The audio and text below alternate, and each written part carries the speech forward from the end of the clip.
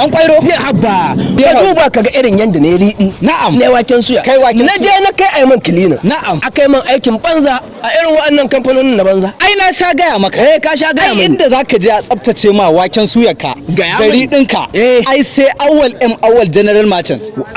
Auwal General Merchant na'am da ke cikin kanan dabo da wanau gari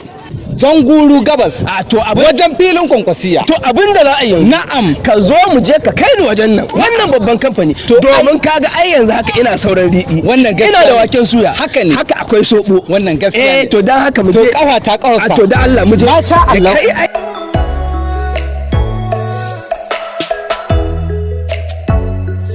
na'am marraba da zuwa katafaren kamfani ɗaya tamkar da dubu masha Allah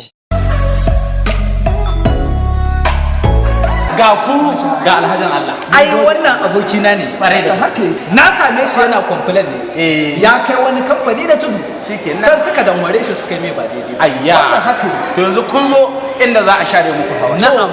sai kai mai bayani na'am kaga na farko muna cleaning din waken suya daya na biyu muna cleaning din cashew nut masha Allah abu na uku na'am muna cleaning din na'am sauran sai ku daga bakin shi mai gida wannan gaskiya ne wallahi Allah anan muna aikin citta muna aikin kashu sannan kuma muna aikin so masha Allah sannan ga can a can gurin muna aikin kaga ikon Allah a to wannan ai wannan ta zo daidai idan zamu ma kilini zamu ma a cikin farashi mai sauki yanda kai ma za ka ji daɗi ka ji ko aikin ka zai fito tas ka ji ko wake zai fito normal sannan komai zai fito neat masha Allah sannan idan mun gama akwai container wacce za a samu kayan ka daga nan zuwa Lagos Port Harcourt ko Dubai ko India duk inda dai kake so wata kam har kasashen ƙetare to ai daga nan duk kasashen da kake so za mu kai maka da shi insha Allah kuma a sauwaƙe za a kai maka sai da na gaya maka wannan kamar injinan aikin wannan gaskiya ne mu je na